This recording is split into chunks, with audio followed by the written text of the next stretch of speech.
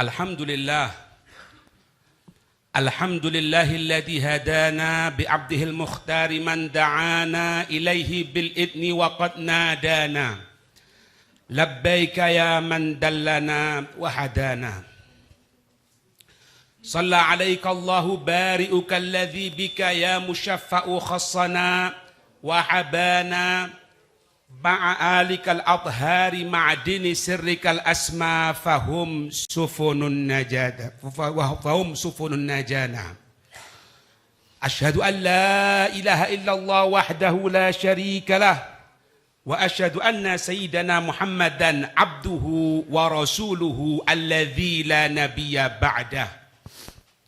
Allahumma salli wa sallim ala sayyidina Muhammad nurika sari wa madadikal jari wajma'na bihi fi kulli atwari wa ala alihi wa sahbihi ya nur.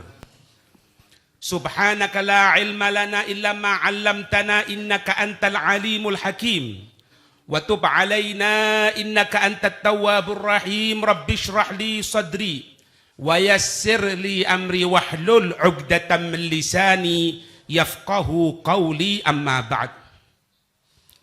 Assalamualaikum warahmatullahi wabarakatuh.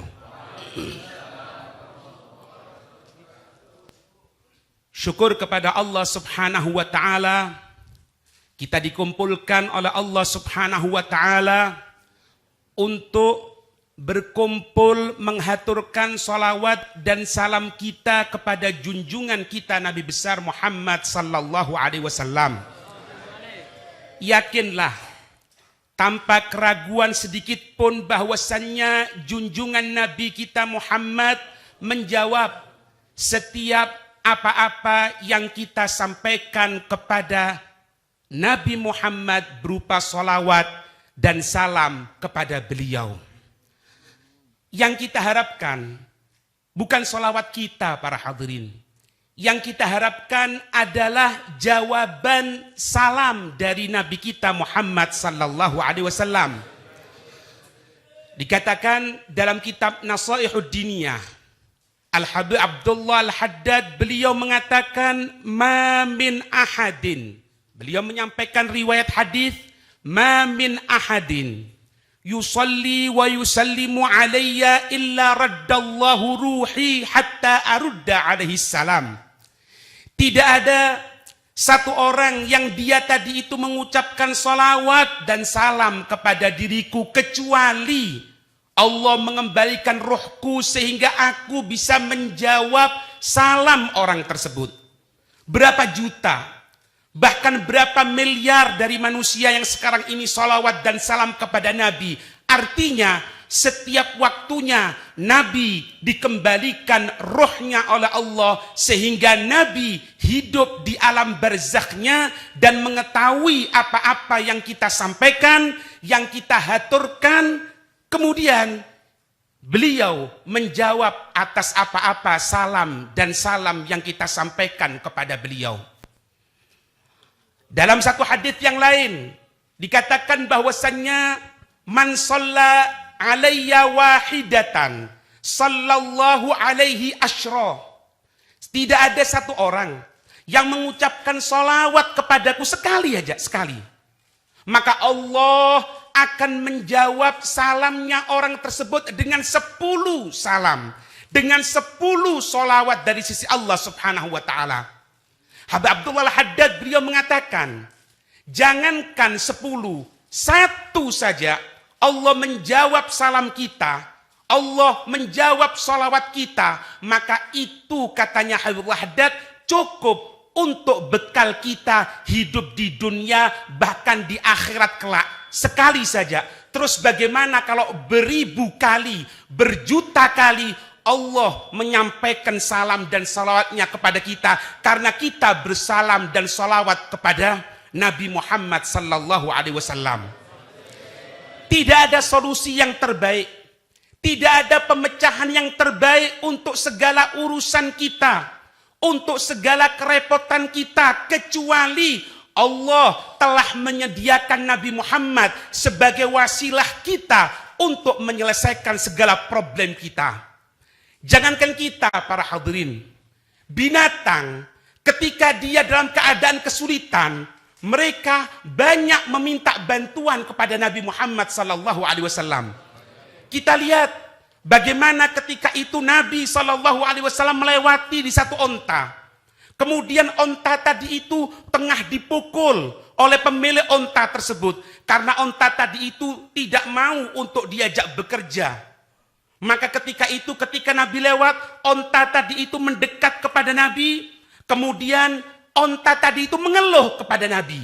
Onta tadi itu menyampaikan keluh kesahnya kepada Nabi sallallahu alaihi wasallam.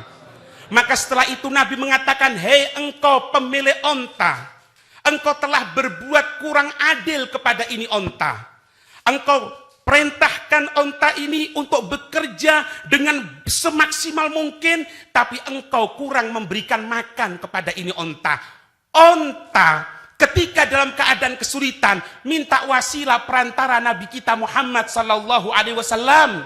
Terus bagaimana kita umatnya? Kenapa kita melupakan Nabi Muhammad sebagai wasilatul uzma untuk kita mendapatkan bantuan dari Allah Subhanahu wa taala? Lihat orang pilihannya Allah. Orang-orang yang sudah sampai magom menjadi orang-orang yang dicintai oleh Allah Subhanahu wa taala. Kita kenal Habib Abdullah bin Husin bin Tahir yang merupakan guru dari Al-Habib Uthman bin Yahya Mufti Betawi. Beliau tadi itu sholawat dan salam kepada Nabi perharinya sampai 25.000 kali bersolawat kepada Nabi Muhammad sallallahu alaihi wasallam. 25.000 kali dia menyampaikan sholawat dan salam. Dikatakan ada seorang syekh, ada seorang guru, dia menyampaikan di hadapan muridnya. Muridnya sudah mempelajari kitab begitu tinggi. Kitab yang mungkin orang awam jarang untuk membaca. Apa yang disampaikan oleh sang guru tadi itu? Sang guru tadi itu mengatakan, apakah setiap malamnya engkau bermimpi Nabi, dan apakah engkau jika mengucapkan sholawatmu ketika tengah sholatmu, apakah engkau mendapatkan jawaban dari Nabi Sallallahu Alaihi Wasallam? Ketika engkau ucapkan assalamu alaika ayyuhan nabiyyu, keselamatan atas engkau wahai Nabi. Ka, dhamir khitab, ada Nabi. Kita ketahui dalam hukum fikih, kita mengucapkan salam, ibda'u bis salam, memulai salam, hukumnya adalah sunnah. Tapi jawab bis salam, hukumnya adalah wajib. Artinya, kalau kita setiap sholat, kita mengucapkan assalamu alaika ayyuhan nabiyyu, berarti Nabi wajib untuk jawab kita, sehingga tanpa ada keraguan lagi, Nabi juga menjawab apa-apa yang kita sampaikan salam kepada Nabi.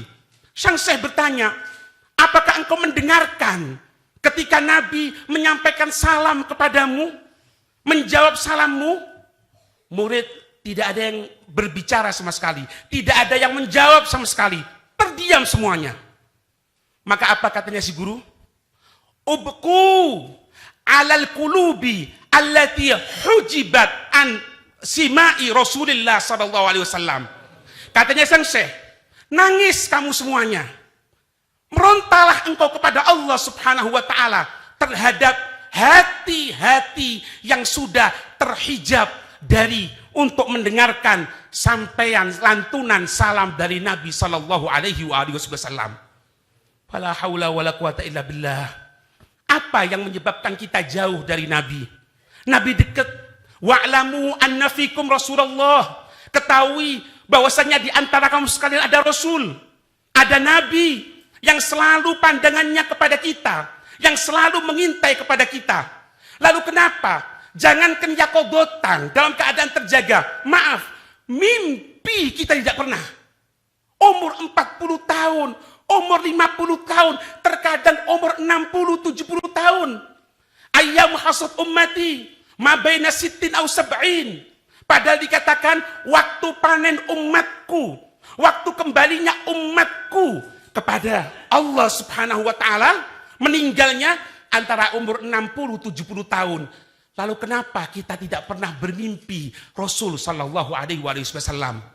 Padahal, man ro'ani fil manami fasayaroni yaqadatan. Siapa orang yang pernah mimpi bertemu dengan aku, meskipun sekali, maka dia akan melihat fasayaroni yaqadatan. Di situ menggunakan sin at-tanfis. Artinya apa? Di dunia, bukan di akhirat, di dunia. Fasayaroni yaqadatan. Maka dia akan melihat aku dalam keadaan terjaga, bukan dalam keadaan tidur. Para ulama mengatakan, pokoknya pernah mimpi sekali aja dengan Nabi SAW, meskipun detik-detik terakhir rohnya akan lepas dari dirinya, Nabi akan datang kepada dia. Nabi akan menunjukkan. Artinya apa? Mafhumnya di sini, kalau kita, maaf, tidak pernah mimpi Nabi sama sekali,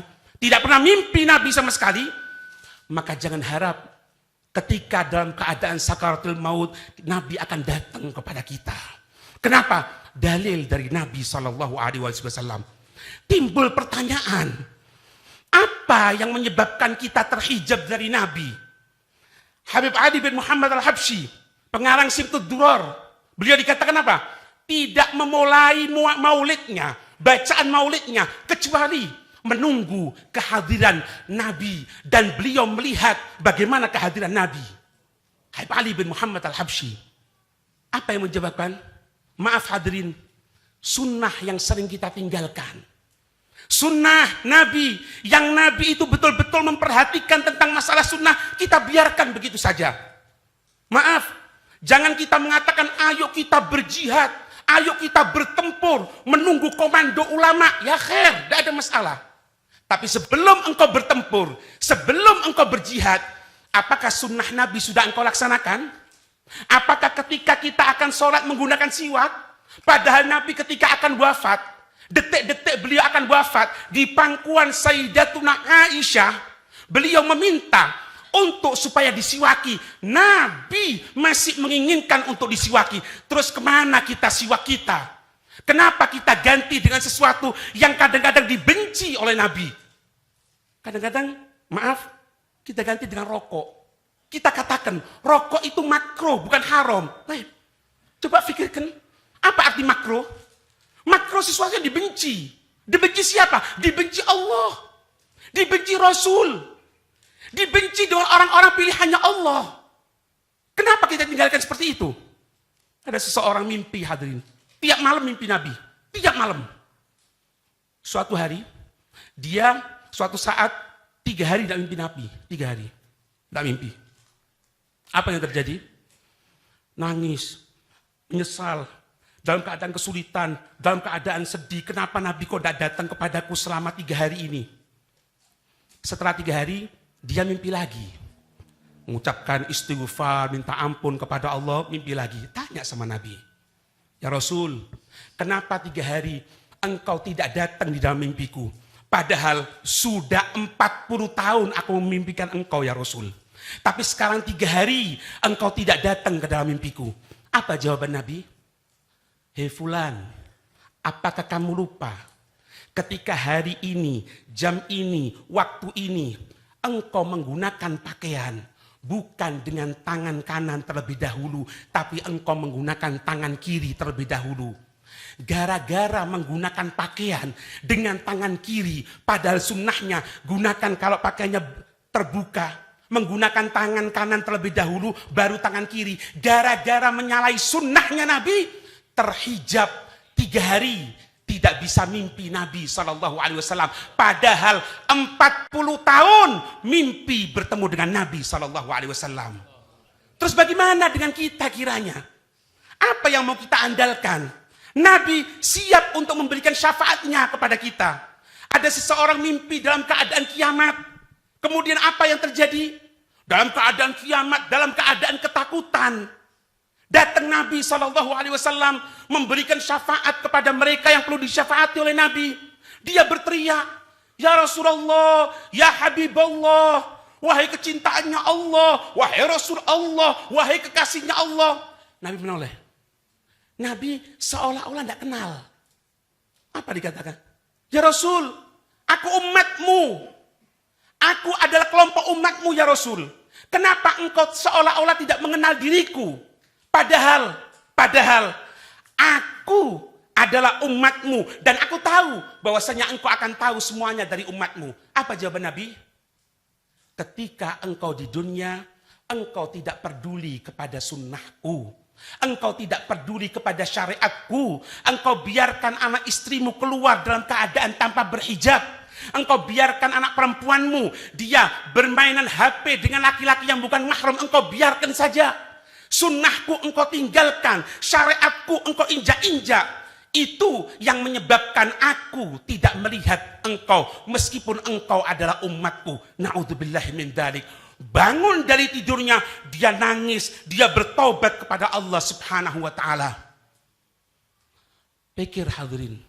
Ayo, dalam momen maulid seperti ini, dalam momen yang penuh keindahan seperti ini, dibacakan sholawat kepada Nabi. Faqad ja'akum nurun wa kitabun mubin. Telah datang kepada kamu semuanya nur, cahaya. Apa itu ilmu cahaya? Nabi kita Muhammad SAW datang kepada kita cahaya. Walladzina amanu ma'ahu. Siapa orang yang beriman dengannya? Dengan siapa ma'ahu? Iman Nabi. Iman dengan Nabi, percaya dengan Nabi. Nurun yas'a baina aidihim wa biaimanihim. Maka nanti di hari kiamat dalam keadaan ketakutan, jangan khawatir. Akan diberikan cahaya. Berupa apa? Cahaya Nabi SAW yang berada di depannya dia, yang berada di sebelah kanannya dia, diberikan oleh Allah Subhanahu wa taala. Kenapa? Karena dia menyadari bahwasannya di tengah-tengah kita telah diutus cahaya, yaitu junjungan kita Nabi besar Muhammad sallallahu alaihi wasallam. Momen untuk kita kembali mengenang Nabi Muhammad. Lihat, koreksi diri kita. Apa yang telah terjadi kepada kita? Syekh Ahmad Al-Badawi ketika masih kecilnya, dia mengatakan kepada ibunya, "Ibu, bagaimana caranya supaya aku bisa mimpi Nabi? Supaya aku bisa kelihatan Nabi? Supaya aku bisa melihat Nabi dalam mimpi?" Dikatakan, perbanyak sholawat dan salam kepada Nabi. Memperbanyak sholawat dan salam itu Syekh Ahmad Al-Badawi kepada Nabi SAW sampai mimpi. Pagi datang kepada ibunya. Kenapa? "Ibu, tadi malam aku sudah mimpi Nabi." Apa jawaban ibu yang salihah? "Engkau bukan anakku yang sesungguhnya kalau engkau belum yakodotan dengan Nabi." Anak ayyamut tufulah. Anak ketika masih kecil. Masih dalam keadaan mumayyiz. Engkau belum dikatakan anakku sebelum engkau dalam keadaan terjaga. Mimpi, terjaga dengan Nabi SAW. Bukan mimpi, terjaga. Bagaimana ibu caranya? Perbanyak sholawat dan salam kepada Nabi Muhammad. Syekh Ahmad Al-Badawi yang masih kecil ketika itu memperbanyak sholawat kepada Nabi. Sampai malam itu beliau mimpi. Bukan mimpi lagi, yakodotan dengan Nabi. Pagi hari datang kepada ibunya, "Ibu, alhamdulillah tadi malam aku sudah yakodotan dengan Nabi, bukan mimpi ibu. Apakah sekarang aku sudah pantas jadi anakmu?" Katanya sang ibu, "Bentar anak, aku belum mempercayai omonganmu. Di mana engkau mimpinya?" katanya. "Di kamarku ibu." "Ayo berangkat sama ibu." Sama ibunya dan anaknya masuk ke dalam rumahnya. Ibunya masuk ke dalam ruangan anaknya, kamar anaknya, sambil seperti mencium. "Oh iya, benar. Tadi malam berarti kamu yakodotan dengan Nabi. Karena aku ibumu, kalau yakodotan dengan Nabi, seperti ini bau yang tertinggal wanginya." Ibu solihah, bapak soleh, muncullah anak yang soleh dan solihah. Kita ingin memiliki anak yang soleh. Kita ingin memiliki putri yang solihah. Kita ingin memiliki anak-anak yang bisa dibanggakan oleh Nabi SAW. Fa inni mubahim bikumul umam yaumal qiyamah. Karena Nabi sudah mengatakan, sesungguhnya aku akan berbangga di hadapan umat yang lain kelak di hari kiamat dengan kamu sekalian. Bagaimana caranya? Maaf, jadikan diri kita sebagai orang tua, sebagai bapak, sebagai ibu, sosok yang soleh, sosok yang solihah. Sebelum kita memerintahkan anak tersebut untuk dekat sama Nabi, tanya diri kita, sudah dekat tak sama Nabi? Kalau kita sebagai orang tua tidak bisa memberikan contoh kepada anak yang terbaik, jangan harapkan anak akan mendapatkan hidayah dari Allah Subhanahu wa taala. Maaf, berapa banyak anak yang kelas 3 SD, bahkan kurang dari itu, dia sudah berani merokok. Kenapa? Karena tiap waktunya, karena tiap waktunya orang tua mencontohkan di depan anaknya untuk merokok. Seolah-olah ini rokok adalah yang baik, wahai anakku. Sehingga anak melihat perbuatan tadi itu terjadi. Yang terjadi, andai orang tua bersiwak, menggunakan siwak, maka akan mendapatkan kemuliaan. Terakhir hadirin, terakhir. Habib Taufik bin Abdul Qadir As-Segaf, Ami Abdul Qadir bin Husain, itu beliau begitu perhatiannya kepada masalah siwak. Sunnah Nabi masalah siwak, di tempat tidurnya ada, di kamar mandinya ada, di tempat sholatnya ada, siap semuanya siwak. Apa yang didapatkan Ami Abdul Qadir bin Husain ketika beliau akan wafat, akan meninggal dunia, beliau dalam keadaan sakit, sudah akan meninggal dunia, dipanggil temannya Ami Ahmad bin Ali Al-Segaf, dipanggil, kemudian menyampaikan seperti wasiat. Setelah selesai, apa yang diucapkan? Laqad ja'akum rasulun min anfusikum azizun 'alaihi ma 'anittum harisun 'alaikum bil mu'minina raufur rahim fa in tawallaw faqul hasbiyallah. Ruh lepas meninggal dunia ke hadrat Allah Subhanahu wa taala. Tidak orang mudawamah, rutin untuk menggunakan siwak setiap akan perbuatan baik, ketahui, kecuali pasti dia akan meninggal dalam keadaan husnul khatimah. Ini yang kita harapkan. Kumpul kita sore hari ini, baca sholawatnya kita di sore hari ini, tiada lain supaya kita mendapatkan syafaatnya Nabi, supaya Nabi bisa berbangga dari kita, supaya kita diberikan kesadaran oleh Allah untuk kembali menapaki jalan Nabi. Amin ya rabbal alamin. Hada minni wal afu minkum. Assalamualaikum warahmatullahi wabarakatuh.